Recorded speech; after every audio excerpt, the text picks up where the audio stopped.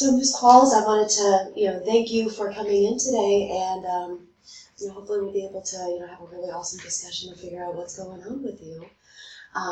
Now, is it okay if I call you Ms. Qualls? Do you prefer me calling you by a different name? Oh, you can just call me Lydia. That's fine. Okay, all right, Lydia, then that'll be good. So I want to just kind of give you a little bit of a rundown about kind of what to expect, with what we're going to do here today. And also let you kind of have an opportunity to ask questions, now or at any point in time as we're going through all of this. So we'll kind of start off by talking a little bit more about what's going on with you, what problems it sounds like that you may be having, and then we'll work together on potentially figuring out a way to be able to work on those issues that you may be having. And we'll also kind of focus on what goals in particular that you have, and really try and make sure that we're on the same page and that you felt heard throughout all of this. Right.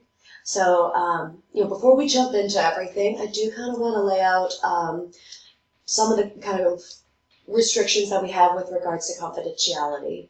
So in particular, the things that you and I discuss here today are going to be kept between you and I. However, there are a few exceptions to that rule.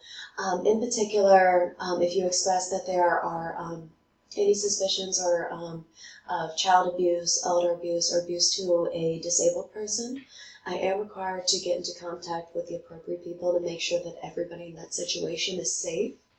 Also, if you tell me anything about possible thoughts about harming yourself or possibly committing suicide or harm to another person, those are things where I want to make sure that we really check in, make sure that you're safe and that everybody else in that situation is safe. Would you have to tell someone if I told you I was hurting myself, or? Well, that's what we would explore more together. So in particular, if you expressed that you were hurting yourself, I would really want to figure out if that was coming from a place of wanting to kill yourself or wanting to end your life, or if it's coming from another area where it's not necessarily you're trying to kill yourself, but this is kind of one way that you're behaving and not acting out, but behaving that may be concerning. Does that make sense? Mm-hmm. Okay. Do you have any other concerns about confidentiality? Mm-hmm. Okay. And I do want to let you know, I am a clinical doctoral student, so I'm working on my clinical license, toward my clinical degree, and I am under the supervision of a licensed psychologist. So within the realms of what we discussed today, some items may also be discussed with my supervisor, but purely in the context of making sure that I'm hearing your story correctly and doing all the steps that I need to be taking. Any concerns there? No. Okay, all right, awesome. Kind of as we also go through today, I would like to potentially take some notes. Is that okay with you? Mm-hmm. Awesome, okay. So why don't you just kind of go ahead and give me a little bit of a rundown about, what's going on? Well, I'm here because my girlfriend said that I should probably see somebody during the context of our relationship. We met at a bar a couple weeks ago, and it got intense really quickly. But she's she was trying to start backing off, saying maybe we should slow down. And when that happened, I just I don't know, I panicked. I was freaking out, and I threatened to hurt myself, and I got a knife and I was going to cut myself, and she had grabbed me and called 911, and I had to go interview with the doctor, and she said that if we wanted to stay together that I shouldn't be seeing someone, so that's why I'm here. Okay. That sounds like a really intense and potentially scary situation for you. Yeah, I mean, but that's kind of the way my relationships are. I just get very close to people. Okay. And sometimes I feel like they're not as, they can't feel as intensely about me, and then I overwhelm them and then they leave. Okay. And I just get in this deep depression that I can't get out of bed for days. That sounds overwhelming, and a lot of very intense emotions. It sounds like. Would you say that you feel things very intensely? Yeah. Okay. Like, my girlfriend will throw a comment about me, and I know she doesn't mean anything, but it'll, like, really hurt. Like, I don't think she understands, like, how much those little words can really affect me. Okay, so it sounds kind of like you pick up on those things possibly more easily than others, is what it sounds like. And I imagine that makes it, difficult within your relationship whenever you're feeling things to such an intense degree. It's almost kind of like a burn whenever those words hit. Yeah, it is. It's like I'm walking around with an open wound that people just, like, poke into. That's really difficult, I imagine. Mm-hmm. So, how long has this been going on, would you say? I don't know. I mean, I guess I've always kind of been this way, been very, like, sensitive to people's words, and, like, I feel like I really need to be around people or to be in a relationship or just feel, like, lost and empty. But when people leave or say that they're going to leave or, start pulling back, I just freak out, and sometimes that's when I hurt myself. So tell me a little bit more about, what freaking out is like for you. I just feel overwhelmed with panic, like my heart is beating fast and I can't breathe, but at the same time I'm like, well, I'm hyperventilating actually. My chest is just really tight and I can't think straight, but I'm, like, also in a lot of pain emotionally, and that makes me want to, like, just hurt myself to get it on the outside. Okay. So kind of you're feeling so much going on the inside that you need some way to, get it out a little bit. Yeah, exactly. I hear that. So so whenever you're feeling things, as intensely as it sounds like that you do, how do you respond whenever you feel that way? I just need someone else to, like, be there and calm me down and, like, steady me. Like, when I freak out by myself, I don't know what I'll do. I just need someone there to, like, reassure me that they're going to be there and tell me that things are all right. Okay. So it sounds like potentially a lot of thoughts about, or potentially worries about, this person leaving you, of potentially maybe even loneliness. I feel like it happens in every relationship. I try to get too close and they pull away and end up leaving. That's hard. I imagine, feeling things so intensely could, potentially come across in the way that you, like, talk and act to them that may seem intimidating to some. Yeah. Okay. So whenever, so tell me, let's actually focus a little on, tell me more about your relationship. Well, Stacy, like I said, we met a couple weeks ago at a bar, and we just, like, hit it off, and I went back to her place, and we were both, I feel like she's the first person that really gets me. She's, like, so intense, like me, and I feel like we're on the same page. But I guess sometimes we're both, like, I don't know, a little bit too intense. Like, we can, like, really butt heads when we get going. But when things are going well, they're wonderful. Like, she really gets me. That's awesome.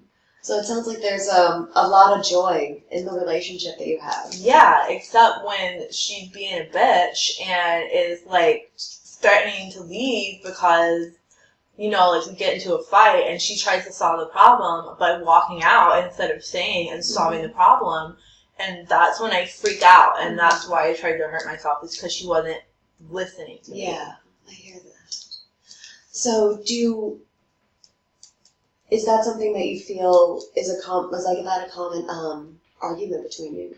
That she isn't listening to what you're saying? Yeah, or that she won't stay and talk things out. Like, she always is trying to, like, leave and brush things off, and she doesn't, like, want to talk about her feelings or, like, where this is going, and I need to know that she's going to be there for me. Gotcha. Okay. So it sounds like, you're really wanting that kind of validation and security, and maybe not hearing it in the ways that you're wanting to. Mm-hmm. I hear that. What is some of your past relationships been like? How have been those? Well, I mean, I guess a lot of them have been similar. Like, I'll just meet like a girl or a guy like at a bar or out somewhere, and it'll be great at first. Like, we're really intense, like we're really into each other. But then I don't know. Like, maybe I'm just like too much for people sometimes, and they just like feel like they can't handle it anymore, and just end up leaving. And that's when I'll get like depressed, and I can't get out of bed, and like I feel like hurting myself. Okay. So, whenever those thoughts of wanting to hurt yourself come up, Mm-hmm. Can you tell me a little bit more about that? Yeah, I just feel like I've done something to cause people to want to leave me, and I'm bad, and I just need to hurt myself because I'm bad and I've done something wrong. Okay. So, tell me a little bit more about what you mean by bad. Like, Well, like I would have fucked up and like, done something stupid and gotten someone angry enough to leave, and I don't know why I keep doing that. I just feel like it always happens, and I can't do anything to stop it. Okay. So it sounds like there may be some blame in there. That you're, kind of turning it on yourself in a sense. Yeah, I guess. Imagine that's a hard thing to deal with, and potentially could be what's influencing that depression. Mm-hmm. Tell me a little bit more about what depression is like for you. Well, like I said, I can't get out of bed. I just am lethargic. I sleep all the time. I can't eat. It's like I want to die or hurt myself, but I don't have the energy to do it. Okay. I just feel like no one cares about me, so why should I live? Okay. How often would you say that you feel this way? Gosh, every time I break up, like every couple months, probably. Okay. How long has been your longest relationship?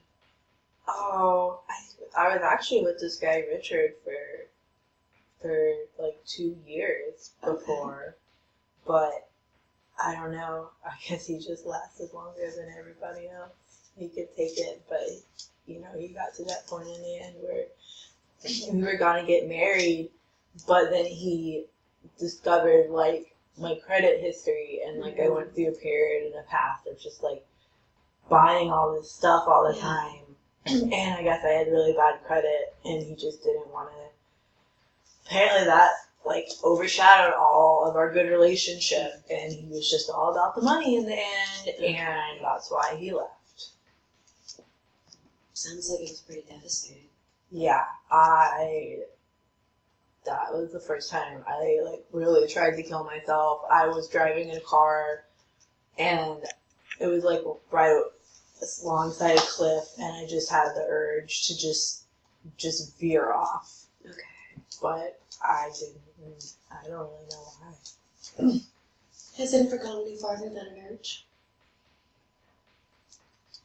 I mean, I've never actively tried to kill myself. I've hurt myself, but whenever I cut myself, it's not ever deep enough to bleed out. Okay. And mostly I don't really cut myself. I just punch myself in the head or the arm or whatever, and sometimes I can leave bruises. Okay. So, how often would you do something like that, like punch yourself or cut yourself? I guess whenever I feel like I've done something wrong, whenever, someone is trying to back out of our relationship or trying to leave me alone, when I just feel anxious and overwhelmed, and I just need to get those feelings out somehow. Yeah, I hear them. So kind of back to that, getting what's bubbling on the inside out. Mm-hmm. How are things like for you work-wise? What do you do? Well, I'm a freelance actress, so Okay.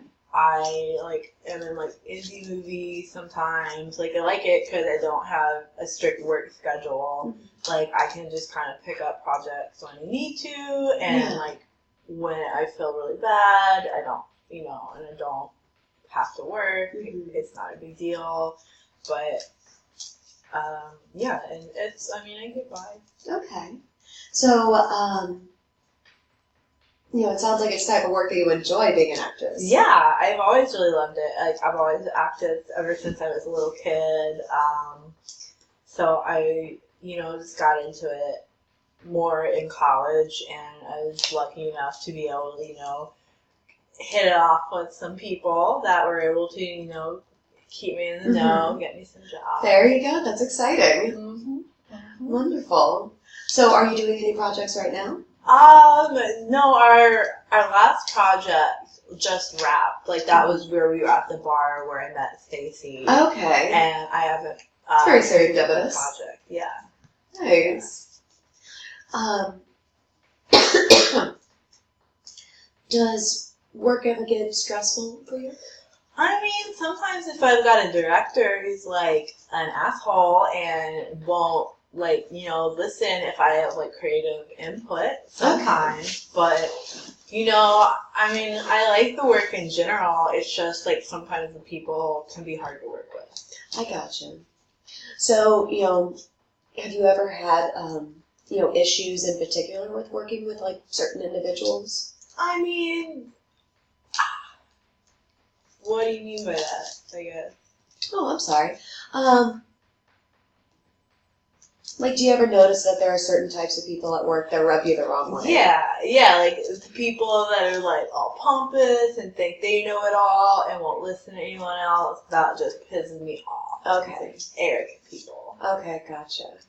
So it sounds like you, with your work, you want to be creatively a part of it. You will, right. It's an artistic process. Yeah, I'm not just a prop, in the movie. I want to be creatively involved. Okay.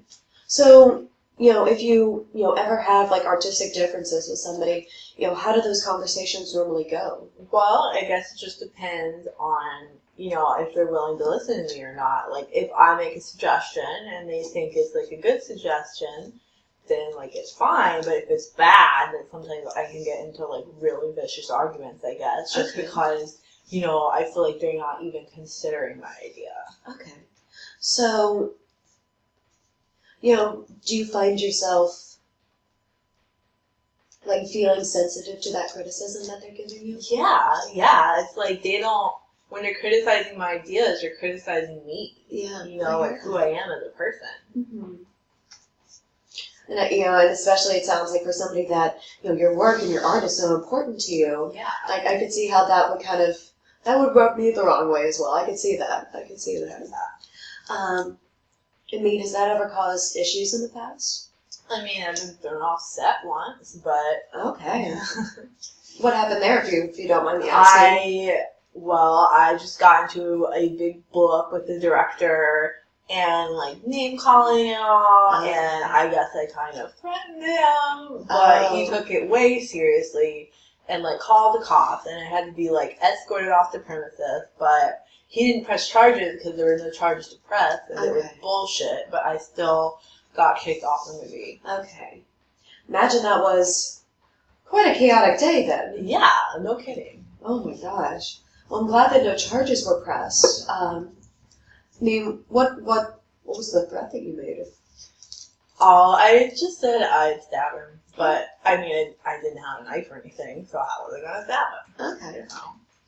So, in your head, whenever you said something like that, did that thought cross your mind? It was just stuff was just coming out of my mouth. It was not I was going to do anything about it. I was just mad, and I was just saying whatever came out. Okay, I hear that. Kind of that immediate emotional response. Yeah. Sometimes in that heat of the moment, we say things we don't necessarily mean. Kind of that knee-jerk brain reaction. Yeah. Okay. I mean, has that had fights have ever happened other times where they've escalated to police? There was one time I got in a fight with this chick at the bar because she was like trying to, get with this girl I was with, and we ended up like coming to blows, and we got tossed out of the bar, and the police were called, but they just like talked to us a little bit or whatever. So, but it sounds like, it got in an argument and tempers were raised. Yeah, she was hitting my girl. Okay. So did you kind of feel very, very kind of emotionally pulled with what was going on? I mean, like, don't mess with my people, Mm-hmm. Like, I feel very intensely about them and, like, want to protect them, and I don't want anyone, getting between me and the people that I love. I hear that. I mean, it sounds like your relationships are something that are important to you. Yeah. That connection. Very important to me. I hear that. So, with that situation in particular, whenever you saw this girl hitting on your girlfriend, did you, kind of be like, politely tell her this is my lady, please back off? How'd you approach this?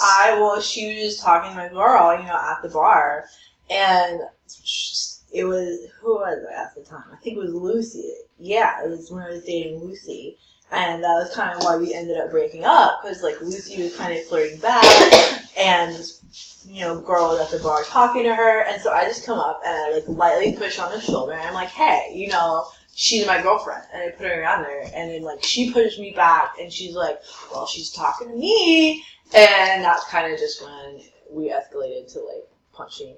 Okay. And all. Sounds like that escalated pretty quickly. Yeah. I mean, well, we had both been kind of drinking, so I guess that probably played into it. Okay. But still, like, I was just, like, very upset. Okay. So you got, kind of territorial, this is my woman. Yeah. Okay. Yeah. Okay.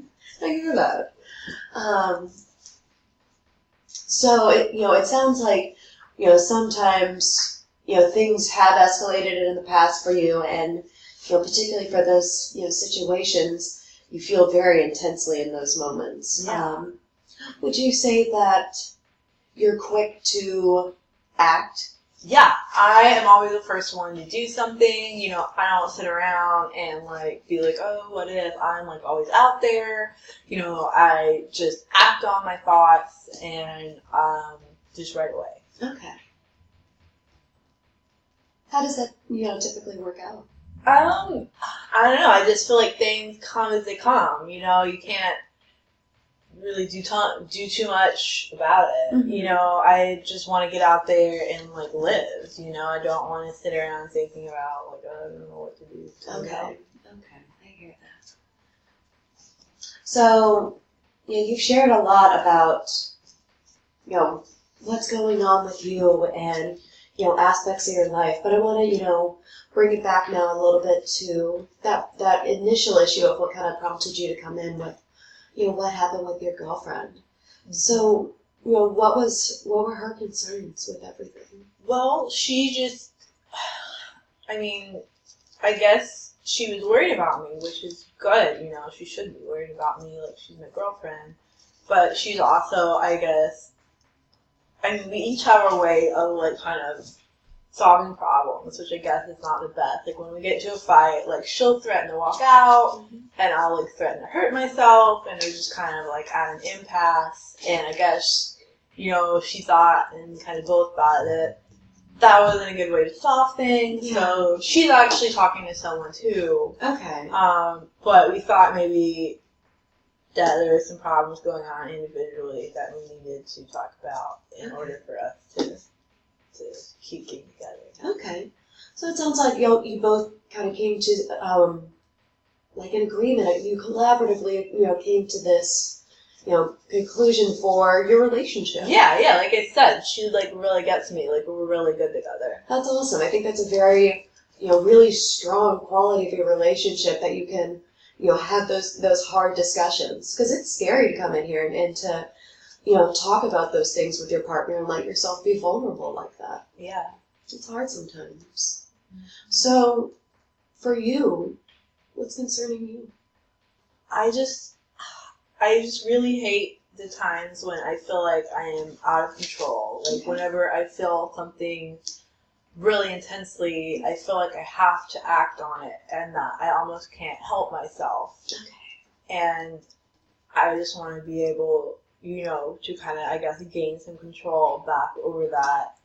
And also hopefully, like, know better how to react when something bad happens so I don't end up, like, majorly depressed and, like, can't get out of bed. So I'm hearing some, really awesome goals for yourself, and that's, I think they're things that, you could definitely be able to achieve and to regain that control over your life. Because it sounds like for, a while things have been a little bit, out of control, it sounds, and intense at times. Yeah. So I think that would be, awesome to work towards that control, and I think you can do it. So, in particular, I'm hearing kind of, a couple aspects. One, that kind of emotional control, figuring out, why it is you feel so intensely. How is this, how is this all connected to each other? And then how do you gain ability to become aware and control that? Mm-hmm. So I'm hearing kind of that as, potentially one aspect you're interested in working on. And then, kind of figuring out, how to figure out what triggers you, things that go into it.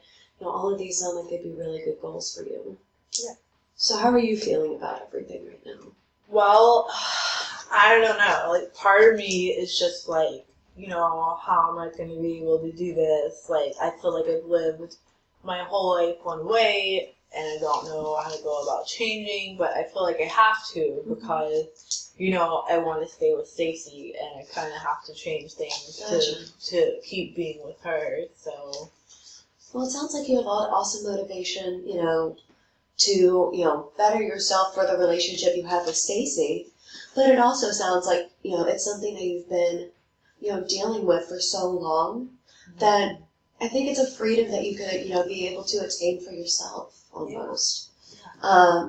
So I think those are, really, smart objectives to have. So, really with kind of the things that, you've told me and, what I've kind of, picked up and gathered through the story that I'm starting to learn about you. And really all of this is, something that, we continue to grow. We continue to learn about each other to foster this, kind of potential relationship between you and I. So, as, we learn more about each other, my understanding of your story will grow with that. But from what I've, kind of picked up right now, it sounds kind of that it's really boiling down to potentially several central issues, but one in particular is the issue with kind of potentially emotional dysregulation. Have you ever heard of that? Yeah, mostly like people say that when, I'm like really upset and all, and they're like, that's like what I hear a lot, I guess, when people break up with me. Okay.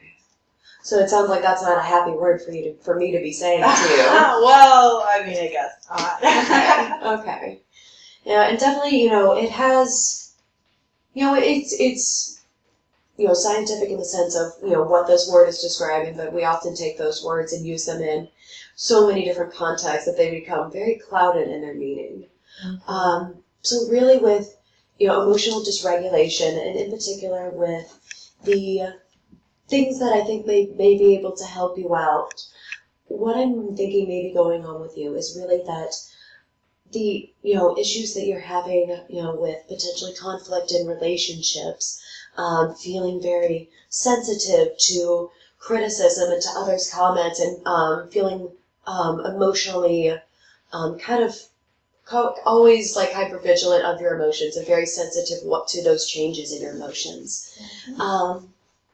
So I think, all of that kind of boils down to things that we could work on, because that kind of issues with your emotion is potentially what's kind of stemming out and causing your actions and your behaviors to come out like that. So in particular, one of the ideas that I have for, what we could do together is a form of therapy actually called dialectical behavioral therapy. Have you ever heard of that? Mm-hmm. So it's a type of therapy. It is more cognitive behaviorally focused. So with that, we try and tackle, the issues that you may be experiencing from a couple different standpoints. We try and figure out and address the, behaviors that you're having, potentially, those like anger reactions that you're having or lashing out at people, that those may be something that we could target, behaviorally. And then as well as that, we also focus on cognitively, trying to change the way that you think in the sense of there may be certain thoughts that you have maybe about yourself, maybe about others or the world around you that may be difficult, and that these thoughts may cause intense or distressing emotions, and that this may subsequently fuel your behavior. So it's really trying to address those two different components in therapy. So really, with DBT in particular, it breaks down into actually a couple different types of service. So you and I would be engaging in like an individual therapy. We would be meeting, potentially weekly, and have a therapy session in which we would go into, some of the problems that you're experiencing, trying to figure out how we can solve these problems, and really getting a little bit more to the root and making sure you have support. Another portion of DBT would focus on going into like a skills training. Yeah. So we would do the kind of like group sessions where we focus specifically on teaching new skills, teaching different ways of being able to cope with what's going around you. And in particular with these skills models, they focus on a couple different elements, like they focus on mindfulness. Have you ever been exposed to any mindfulness? Is that like meditation? In a sense, yeah. So it's really kind of focused on increasing your awareness of the present and trying to get you to stay in the present without letting your mind wander to thoughts about the future, thoughts about the past. You stay in the moment and you kind of are able to find a piece of being in the moment. And it's really kind of getting you to, use that mechanism as a coping skill. So they would, work on that as well as things like distress tolerance. So I remember you saying, figuring out, for those difficult situations, how to react in a different way. Mm-hmm. So that could be another way of focusing on it by using these skill sets that would be done through group. And then another interesting aspect is there would be phone coaching every week. So basically you have access to myself via cell phone, and I would call and I would check in with you and I would see, how using the skills in daily life is going. Making sure that what you and I do here in the therapy room is actually transferred outside. We make these skills usable and you get used to using them in practice and in real life. So, and then there's another element where it's more like myself and then the other members on the team. We actually work together to make sure that we are understanding your side and your story from all these different angles and making sure that you are receiving the services that you may need. Who all would that be? Like your supervisor person or like other therapists? Or? So with DBT, you would be seeing me. Also, my supervisor would be part of the team doing this because she would kind of be overseeing what I'm doing as well as other individuals of our team. And then you would also, another person would be the therapist that's doing the skills group. So you'll be working with somebody entirely different in that. So you'll be having another, therapy relationship to be able to support you as, you kind of work towards making these changes and gaining that control that it sounds like you want. Yeah. So does that make a little more sense? Yeah, it does. But does this say anything like what, is there like a particular disorder that I would have or like what's going on with me, I guess? Okay. So, definitively, I can't, just from the interview that I've conducted, what I am, what my initial impression is that what you're having is some issues with emotional dysregulation, as well as what it sounds like is also some depression in there. Mm-hmm. And then, I think potentially it could be really beneficial to maybe have like a more in-depth assessment where we actually did a little bit more of a structured, standardized kind of interview or some type of assessment in that way, so we can really get like a clear, definitive picture of, you know, what may be going on, because I don't want to put a label on you without having all that information, and especially since I'm only now starting to get to know you. Yeah. So those are kind of why I'm saying this is my initial impression. There's still so much of your story that I want to know before making that answer. Yeah. Does that make sense? Mm-hmm. Okay. Are you satisfied with that answer? Or yeah, okay. Yeah, that makes sense. Like, I don't want just to have, like, I've only told you a little bit, and for you to just, like, slap a label on me now, I feel like that doesn't get at, like, who I really am. Exactly. And it sounds like, you know, potentially within, you know, some of your relationships, that kind of feeling invalidated is something that it bothers you. Yeah. And I want to make sure that you don't feel invalidated in this space. I want you to know that this is a safe space and that whatever you say is not judged. You know, I'm here to work with you and to, you know, listen to your story and make the progress and the change that you think that you need, and we work towards that.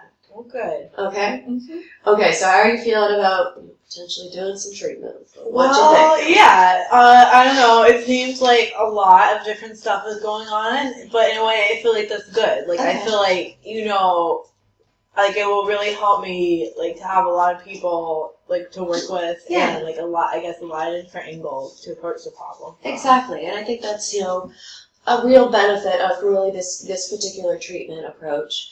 And it's, you know, heavily supported by research. There are a lot of details kind of about the underlying thought processes of this treatment and what they believe, how emotional dysregulation comes into play, as well as, you know, they really have the elements of the treatment very standardized in order to assure that this treatment is consistent across patients and that we're taking into account that this is going to be individualized to you, but the core concepts that we work off are the same for each of us.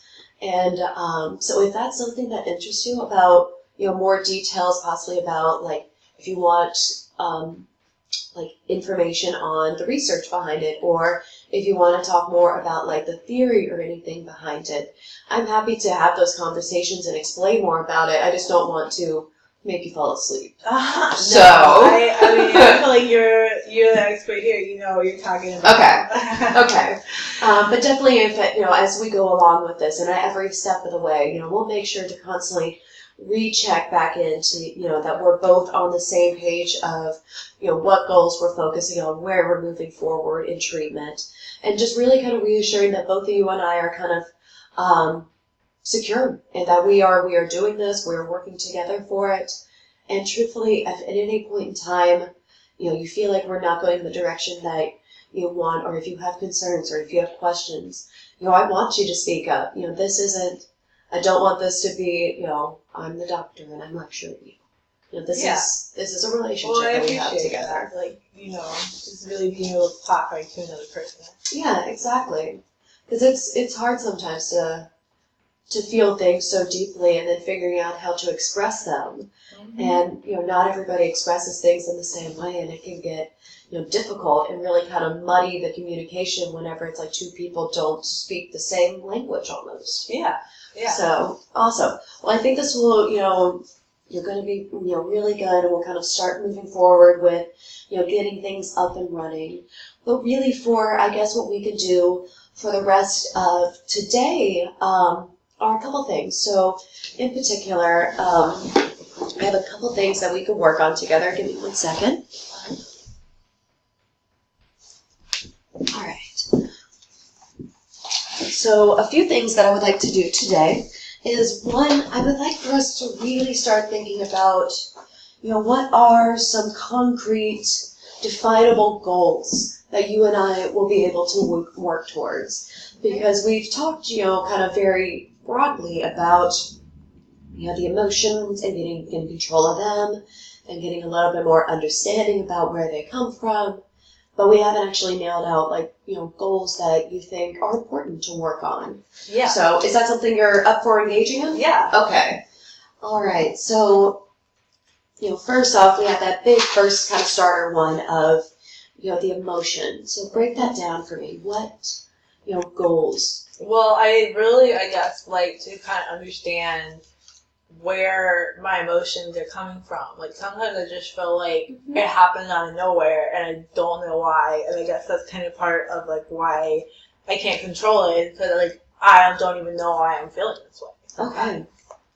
That makes a lot of sense, kind of wanting to understand that, how does this come into play? How are these arising? Because it can be a little bit scary that they kind of just crop up in you, and it's hard to figure out where they're coming from since they can happen so fast and so intensely. So if you like, I can actually speak a little bit more to that right now if you want me to. Okay. So with DBT, it focuses and uses what we call the biosocial theory of emotional dysregulation. Okay, big fancy word. But what that really breaks down to is that there are a combination of factors that influence the issues with emotional dysregulation that you may be experiencing. So one, they break it down to the that biology. So we know that for some people, they experience emotions more intensely than others. Biologically, they are more sensitive to what others say, to the emotions that they experience, that they feel them at such a heightened level. Right. And that, because of how sensitive and how kind of like hyper aroused they are to their emotions, this kind of causes them to feel out of whack with their emotions. They're constantly having to struggle with dealing with their emotions, and that's kind of that constant high distress, high level of emotional experience. So it's not like an issue with me, it's just like the way that I was born. Very much in a sense. It does kind of boil down to that's one of the big factors that it comes to. And many different people display that in so many different ways. Like for some, they may have issues with their emotional process, and they respond by acting out. They go wild and crazy. They go shopping, lots of promiscuity. There's a whole wide range of very externalizing behaviors that they can engage. And then there are others that they pull it all inwards. They internalize the distress and everything that they're feeling, and they kind of almost turn on themselves. They become their own kind of enemy in that situation. And it sounds like that may be some of what you're experiencing at times. Yeah, I think so. Yeah. So we got that bio part, okay? So we got that one portion of this theory out of the way. The second part is really dealing more with the social elements. So we haven't really touched on much about your family history yet, or kind of what your childhood and things is. And while this treatment doesn't focus on getting at the roots of your childhood, the childhood is one of the factors in this theory.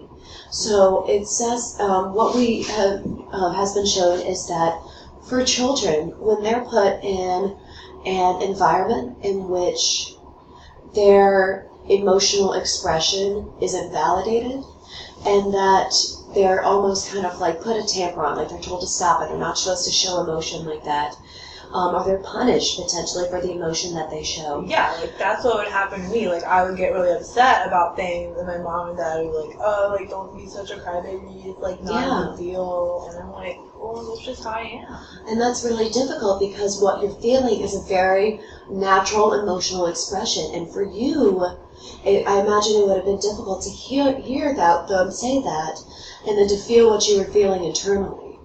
I imagine it would just it would create conflict. Yeah. And that's typically what happens is, rather than finding kind of that kernel, that nugget of truth within the emotions that you're experiencing, before potentially teaching you maybe to emotionally cope in a different way, by not allowing you to have that validation in your emotion, it potentially could arise you wanting to figure out how to control your emotion. And so you try and restrict and restrict and restrict as best that you can to not have these consequences happen. But yet, because biologically that's how you're tuned, it's hard to control what naturally happens. Does that make sense? Yeah. Okay. So, does that bring a little bit more understanding? So it's like those combinations of you feel it biologically so intensely, and then maybe coming up, the way that you were taught to express emotion didn't teach you how to properly express it or to deal with the emotions that you were experiencing. Like, that makes a ton of sense. Like, I was just naturally very emotional, Okay. but instead of, like, telling me, I guess, like, how to calm down and how to deal with it, I was just told, like, to stop. And I'm like, I don't know how. I don't know how to stop. Yeah, it's really difficult. And it's kind of hard to just tell somebody to stop and think that they're going to stop. And especially with a child, emotions are something we have to be taught, just like how to walk. If we don't pay attention to them and figure out what these mean, what are these actually telling us, they are helpful in a sense. And figuring out how to utilize them and how to cope with the hard ones, that's what kind of allows you to kind of be able to navigate all those different stressors and relationship dynamics in life. Yeah. Well, that's good to know. I feel a little bit less like crazy. Okay. Yeah, and that's a hard feeling to deal with. Is that kind of that thought process of I must be crazy by feeling this. It's a hard blow to kind of your own self when you think that. So, but we'll keep learning about your emotions and understanding the emotional process. Let's keep that as a goal, because I think that's something that we all constantly need to work on, is understanding those things. Yeah. So we'll keep that. I think that's a really good goal number one, and a really awesome kind of like small stepping stone towards this. We break it down into small chunks and make sure that it's able to be obtained. How about other goals? Well, I guess I'd really like to find ways to deal with things other than like hurting myself, because I just realized, I guess, that is not a constructive way to do things, but I can't stop the urge to do it when I get it. So if there was some way to like do something that is not like injurious to myself, I guess, to kind of process my emotions. Okay. So I think that's an awesome goal, and one that we really, will need to attend to, because, those, issues with you harming yourself, they definitely make me very nervous for you. And I want to make sure that, you're safe throughout this whole process, and that, we get you those skills to be able to do that. And I think you'll find the skills group to be really fantastic for this. And as they kind of go through the different modules, you'll be able to get these skills that maybe will teach you different ways of thinking and reacting, rather than what this kind of self-harm, that go-to response, getting that one to not be the go-to anymore. Yeah. And I realize I didn't ask this, so I apologize for kind of out of the blue, but I do want to make sure. Are you having any thoughts of harming yourself or killing yourself?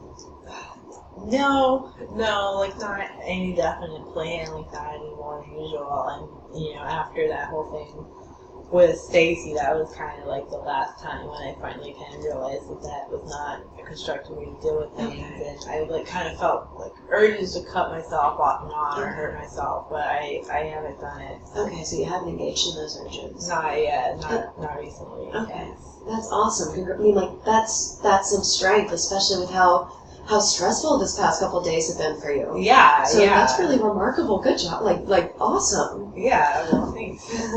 It's kind of, take heart in those, like, you have great strength within you. It's just, growing with strengths that you already have in place that we know are there. Like, you've been resilient for this long. And we build on what you have and, growing new skills. So it's all a process. That's awesome. Okay. So, thank you for sharing that with me. And, if at any point in time, those thoughts that you have about harming yourself, or even thoughts about killing yourself, if those start to move in a more serious direction, I want you to know that you can, call me, you can talk, that this is a safe space. I'm not just going to ship you off to an inpatient ward or anything like that. That's not my job. That would be good. Yeah, I would not want that. We want to, necessary precautions will be taken, but I want to make sure that you're safe above everything else. Okay?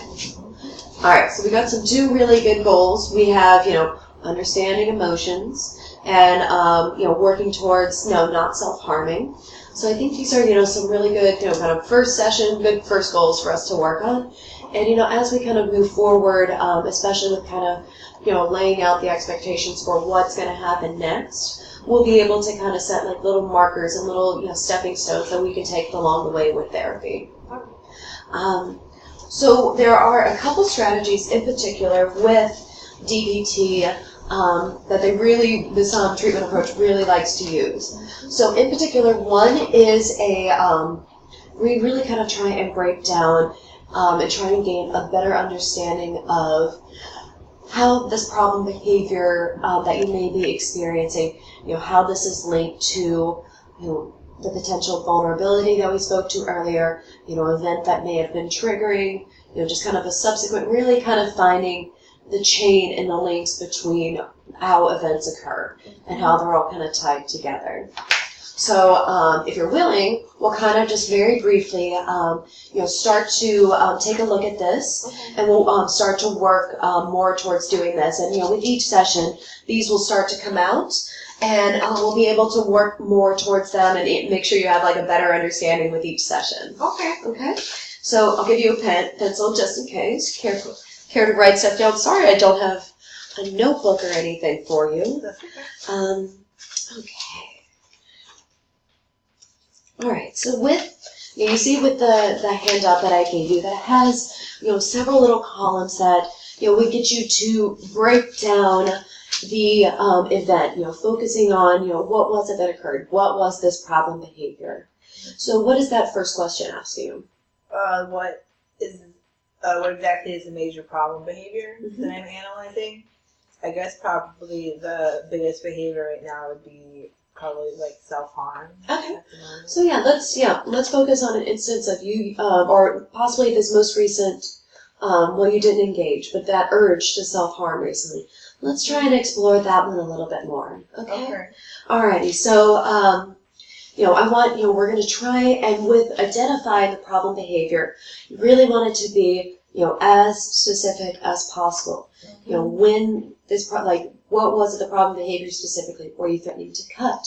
Were you threatening to burn? What was it that was going on? Yeah, well, I was like threatening Stacy that I was gonna cut myself if she was gonna leave that day when she was talking about walking out. So I guess like threatening. Okay. Now, did you, have a knife or anything in your hand or your possession? Yeah, like I had grabbed a knife out of the kitchen drawer and I was like holding it to my skin, and that's when she like grabbed me. Okay. So, that's good. That's really specific. So, kind of putting, really focusing on the details of what happened here. What was this behavior? What were you doing? Because I think it's important, and especially with this, it kind of brings that, detailed awareness to all these different elements that maybe we didn't initially pick up along the way. Okay. So let's see. So kind of as we also continue to do these and more of these, continue with each problem behavior being as specific as possible and trying to, not use vague terms as best that we can. Okay. All right. So what's the second portion? What's that say? What prompted the event in the environment started me on the chain of my problem behavior? Okay. So, tell me a little bit about, what was, can you identify a prompting event? Well, I guess if it was because like Stacy and I were fighting and she was talking about like leaving, like she wasn't listening to me, and then she was talking about leaving like to solve a problem, but it wasn't going to solve the problem, and I guess I just reacted to her threatening to leave. Okay. So it sounds like, that whenever that argument went off, that was the prompting event. This is what was setting it off. Or did something happen even before the argument? Well, we were fighting because we had been like talking about should we move in together, and she thought we'd only been together 2 weeks and that we shouldn't move in together because that was so soon, and I just felt really like, almost insulted that she didn't feel as strongly as I felt about her. Okay. And that's why we were arguing and the whole thing happened. Okay. So it sounds like there were, several events that even came before this argument. So yeah, we're following this trail back.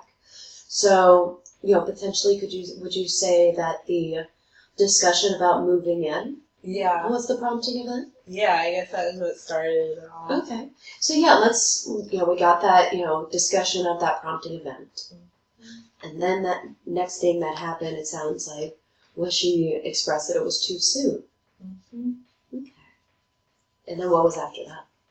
So she said she thought it was too soon, and I was like, well, do you not, like, feel the same way about me as I do you? And then she was like, no, like, of course I do,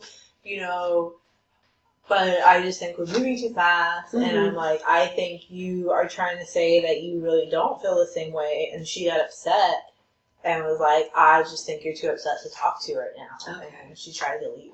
I guess that's when I got knifed out. Okay. So I think you just did a really good, starting explanation of this chain of events. So let's also break it down to the next level of it.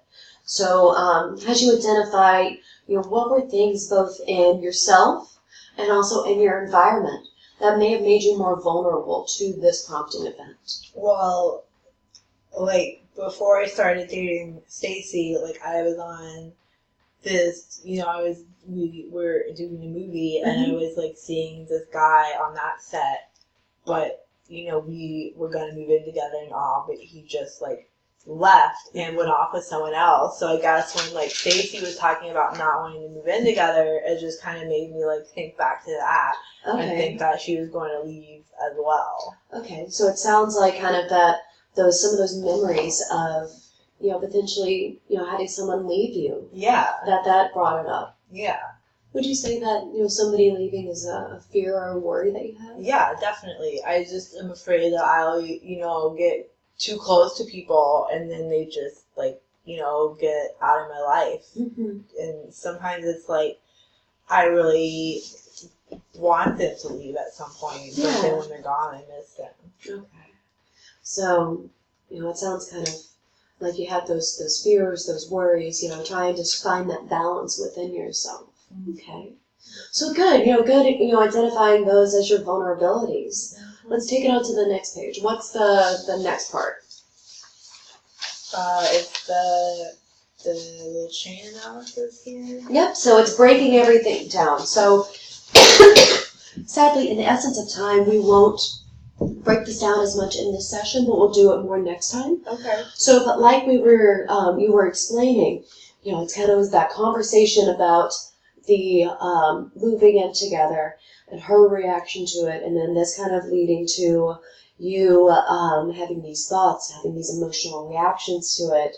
So it's kind of seeing how the vulnerabilities that we have, as well as the prompting event and the circumstances that we have, all of these kind of factors end up kind of muddling together to create the reactions that we have.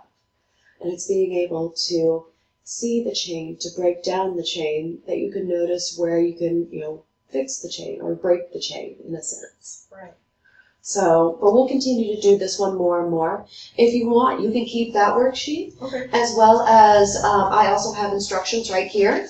So kind of as you go home, if you want to take a look more at this and begin to kind of become a little bit more familiarized with it, I think that'd be helpful as we kind of move into other sessions.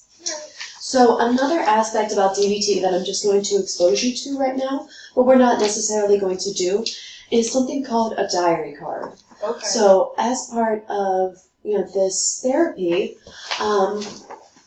definitely want to try and make sure that we figure out a way to take the skills and what you're learning and what you're growing here are transferred outside of this room. So making sure that you can, do these skills in real life, that it's not just, something that's only constrained to here.